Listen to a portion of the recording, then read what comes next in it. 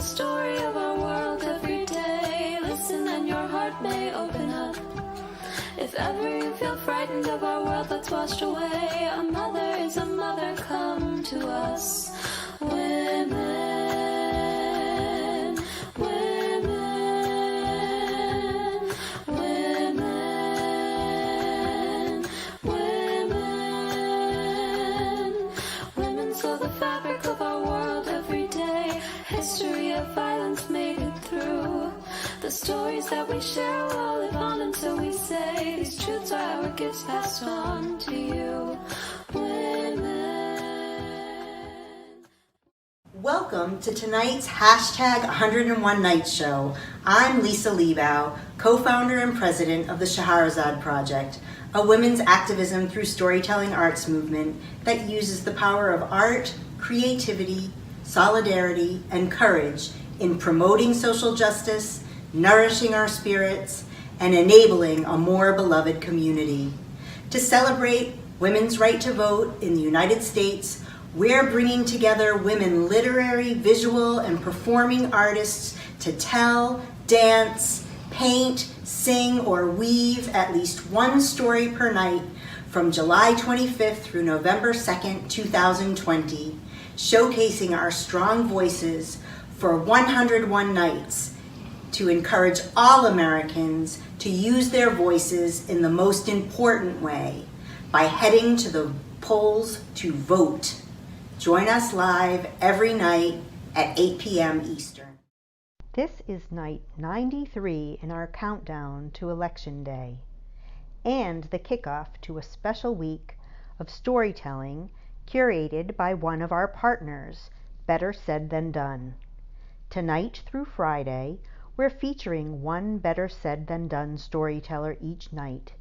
On Saturday night, Better Said Than Done will host a 6-story special. You won't want to miss it.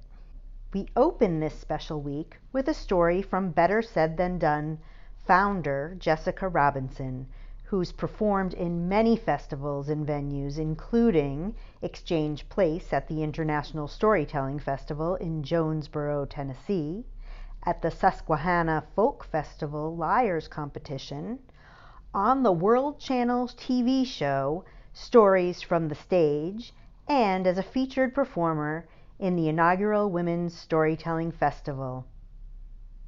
Please welcome Jessica Robinson. I am an American, born and bred.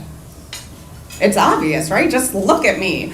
I am a white, privileged American. I am never scared when I get pulled over by the cops for speeding, which happens more than I should admit to. I have a college degree. I have a good job. No one hardly ever asks me where I'm from, let alone tells me I should go back there. I was born in New Jersey, so going back wouldn't be the worst thing in the world. But where I was born is a different question than where I come from. And the answer to where I come from is a little bit more complicated. My great-grandparents came to America through the port of New York in 1914. And though they were allowed into the country and welcome to get on the path to citizenship, it became very clear to them very quickly that they were not welcome here. That though they came to this country looking for a better life, people like them, people from where they were from, they were told where to live in a ghetto of sorts with others of their ilk, and the jobs they could get weren't very good. So my great-grandpa, he got a job working in the silk factories of Paterson, New Jersey, where they settled down with others of their type. And my great-grandparents gave up on the dream of having a better life for themselves. But they still wanted that better life for their children, and they knew what they had to do. They had to breed the other out of them. They had to diminish the immigrant stain. They had to teach their kids to lose their heritage and to be Americans. They had to teach them to get rid of any of that stigma, that stench of being an Italian. My grandparents had some control over what they could do. I mean, their kids looked Italian, but they tried to dress them as well as a factory worker's salary would allow them. They always made sure their kids were clean because Italians were known to be dirty. And they insisted that their children only speak English. My Italian-only speaking great-grandparents raised their kids in an English-only household. Of course, when the parents, my great-grandparents, speak Italian and the kids are little, some of that gets through, right? So over the generations, over the years, some Italian has made it down from my great-grandparents' ears to mine. A few of them are very choice words that I cannot share with you because there are children in the audience. But one word from the old country I can share. And that word is probably the most important word in the Italian language. Mangia. If you don't know, it means eat. And Italians, like Americans, like to eat. Of course, I would argue that Italians do it better. Food, Italians do it better. If that is not on a t-shirt, someone please put it on one and give it to me. I would love that. The irony is, of course, that food is part of the reasons that Italians had the reputation they had for being stinky. My dad would tell me stories of growing up in his grandmother, my great-grandmother's house, and how everyone in the neighborhood and on a Saturday afternoon would get out the big pot and they'd throw in the tomatoes, which Americans did not like at the time, and they'd throw in the onions, which Americans did not like at the time, and they'd throw in the garlic. Who would do such a thing? And the house would smell. It would fill with the scent of the sauce. And then if there was any money, they would go to the butcher and they'd buy whatever meat they could afford, which the funny thing is sauce was peasant food. And then as the day wore on, the whole house would fill with this stench. The whole neighborhood of others like them, the Italian neighborhood, would fill with the smell of the sauce. And at the end of the day, the family would sit down at the table. My great-grandpa would serve the sauce, and they'd mangia. My grandpa grew up in that house, and he became a man, and one Friday night he went out roller skating, because that's what you did back in the 30s. And as he was roller skating around the rink, his eyes landed on a beautiful French-Canadian woman. Think Juliette Binoche meets Rosie the Riveter. And as much as Gertrude caught his eye, well, Mario caught hers.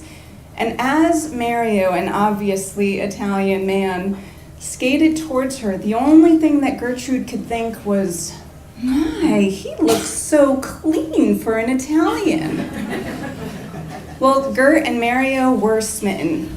And not long after, Gertrude brought Mario back to meet her family.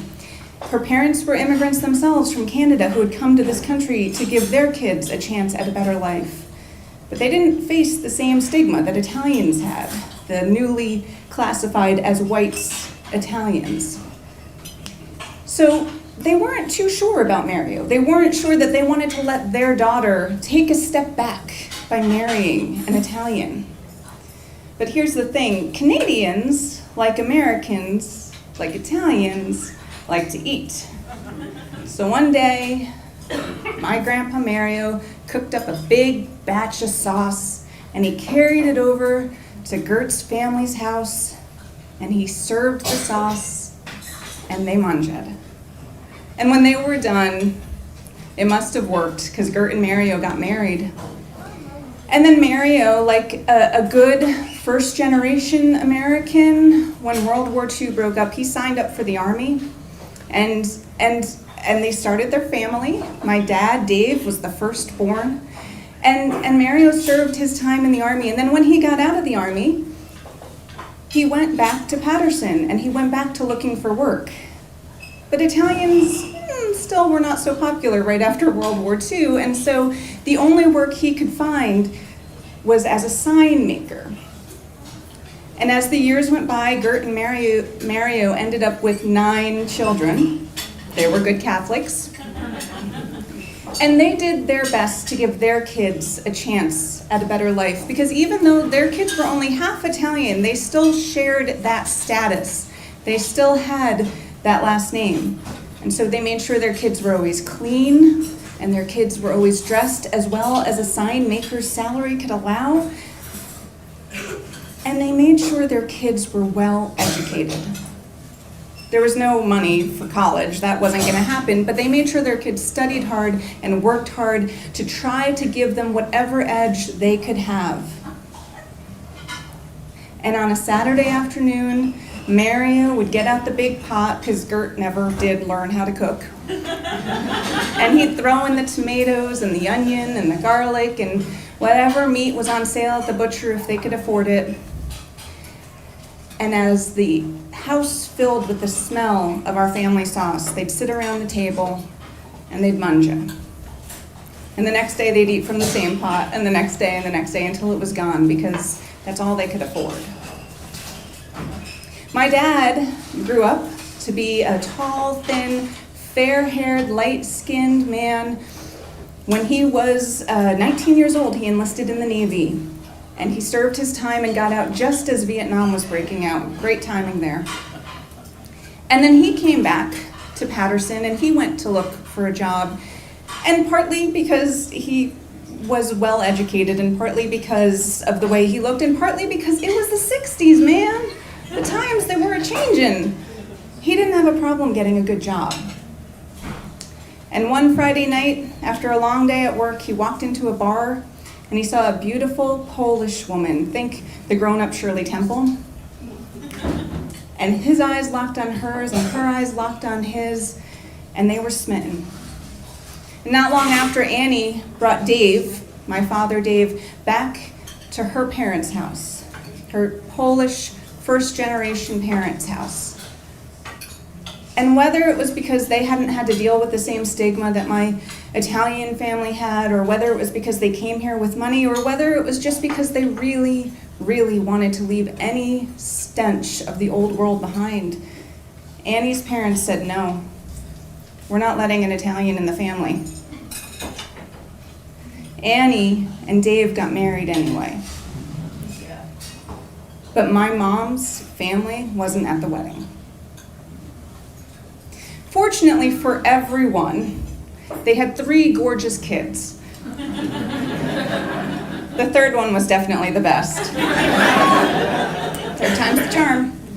And both sets of grandparents did love us, although we were kind of the black sheep of the Polish family. And whether it was because of the tension with the race issue, or whether it was because of the million other reasons, my parents got divorced, and my dad moved back to Patterson, and we stayed in our home in the suburbs. And my mom never really learned how to cook. So I would look forward to those Saturdays when my dad would come down, usually with a couple of his siblings, and he'd get out the big pot. He'd bring it himself, because my mom didn't have one. And he'd throw in the tomatoes and the garlic and the onion, and the house would fill with the most delicious smell. And then he'd go and he'd get whatever meat he wanted, because he could afford it. And at the end of the day, we would sit around the table and we'd manja. I have grown up to have a college education, to have a great job. I was born as a white, privileged American. But thanks to my father's stories, I will never forget where I come from.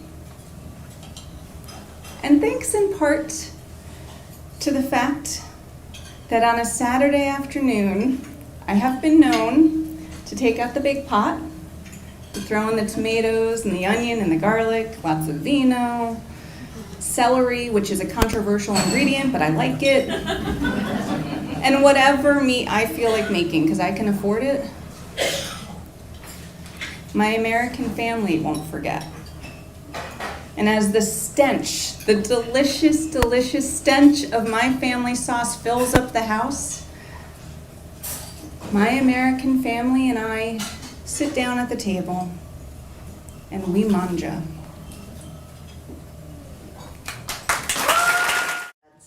See what I mean when I say creativity will save both artist and audience?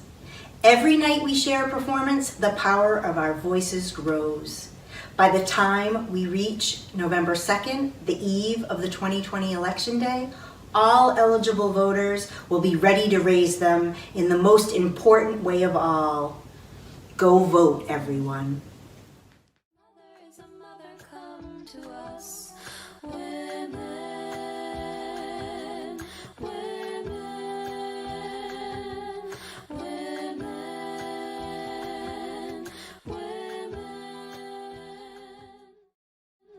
Women sew the fabric of our world every day. History of violence made it through.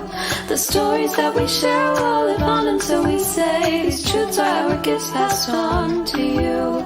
Women.